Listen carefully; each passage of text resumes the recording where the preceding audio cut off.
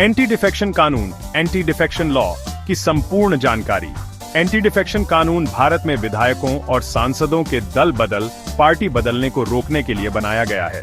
इस कानून का मुख्य उद्देश्य राजनीतिक अस्थिरता को रोकना और लोकतांत्रिक प्रक्रिया को मजबूत करना है। एंटी डिफेक्शन कानून की उत्पत्ति, origin of anti defection law.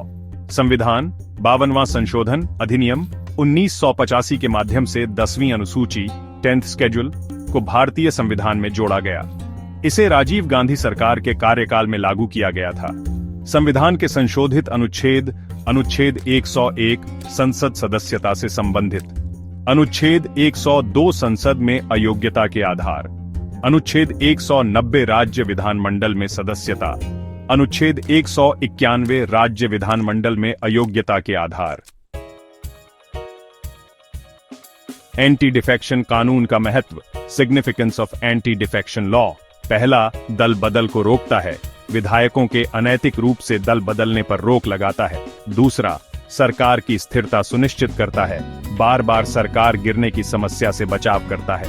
तीसरा, विधायकों की जवाबदेही सुनिश्चित करता है, पार्टी के प्रति निष्ठा बनाए रखने के लिए विधायकों को उत्तरदायी बनाता है। चौथा, राजनीतिक भ्रष्टाचार को कम करता है, लालच या व्यक्तिगत लाभ के लिए दल बदलने को हतोत्साहित करता है।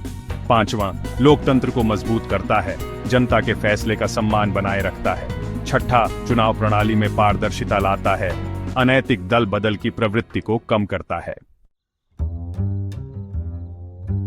दल बदल के आधार पर अयोग्यता, grounds for disqualification under anti defection law.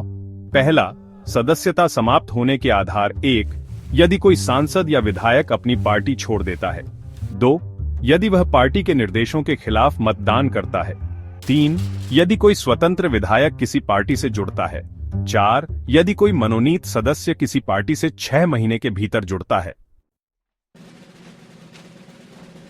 कानून में अपवाद, यदि किसी पार्टी के 2/3 सदस्य किसी अन्य पार्टी में विलय करते हैं तो यह दल बदल नहीं माना जाएगा। 98वां संविधान संशोधन अधिनियम 2003, इससे पहले यदि 1/3 सदस्य पार्टी छोड़ते थे तो उन्हें अयोग्य नहीं ठहराया जाता था, लेकिन 2003 के संशोधन के बाद इसे 2/3 कर दिया गया। अयोग्यता का निर्णय कौन करेगा? लोकसभा में स्पीकर, अध्यक्ष। राज्य विधानमंडल में विधानसभा अध्यक्ष या विधान परिषद के सभापति। महत्वपूर्ण अध्यक्ष या सभापति का निर्णय न्यायिक समीक्षा के अधीन हो सकता है।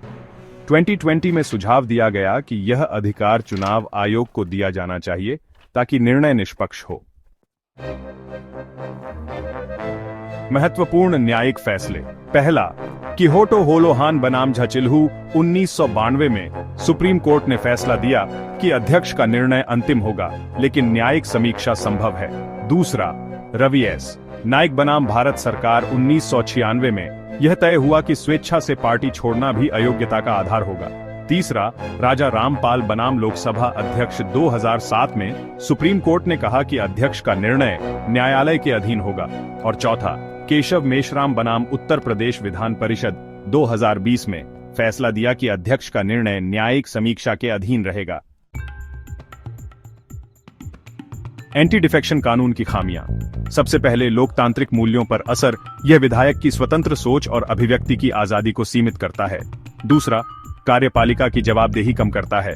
विधायकों को पार्टी हाईकमांड के आदेशों का पालन करना पड़ता है, भले ही वे जनहित में न हो। तीसरा, सरकार पर निर्भरता। सरकारें बहुमत बनाए रखने के लिए जोड़ तोड़ की राजनीति करती हैं। चौथा, भ्रष्टाचार को बढ़ावा। राजनीतिक लाभ के लिए दल बदल का गलत उपयोग किया जाता है। और पांचवा, निर्णय लेने में विलंब। स्पीकर या अध्यक्ष के पास असीमित समय होता है, जिससे फैसले लंबित रहते हैं। समाधान। पहला, निर्णय का अधिकार चुनाव आयोग को दिया जाए। स्पीकर के बजाय चुनाव आयोग को अयोग्यता का निर्णय लेने का अधिकार दिया जाए। दूसरा, स्वतंत्र मतदान की अनुमति। विधायकों को कुछ मामलों में पार्टी के खिलाफ वोट देने की आजादी होनी चाहिए। तीसरा, अयोग्यता के मामलों की समय सीमा तय की जाए। स्पीकर को 3 से 6 महीने के भीतर फैसला लेना अनिवार्य किया जाए। चौथा, भ्रष्टाचार रोकने के लिए कड़े कानून बनाए जाएं। दल बदल करने वाले नेता को 5 साल के लिए चुनाव लड़ने से रोका जाए। और पांचवा, लोकतंत्र को मजबूत करने के लिए सुधार किए जाएं, सांसदों और विधायकों की निष्ठा जनता और संविधान के प्रति सुनिश्चित की जाए। निष्कर्ष, एंटी डिफेक्शन कानून भारत में राजनीतिक स्थिरता बनाए रखने के लिए एक महत्वपूर्ण कदम है, लेकिन इसमें सुधार की भी उतनी ही आवश्यकता है। यह कानून लोकतांत्रिक मूल्यों को सशक्त करने के साथ साथ भ्रष्टाचार को रोकने में भी मददगार हो सकता है, अगर इसके क्रियान्वयन में पारदर्शिता और समयबद्धता सुनिश्चित की जाए।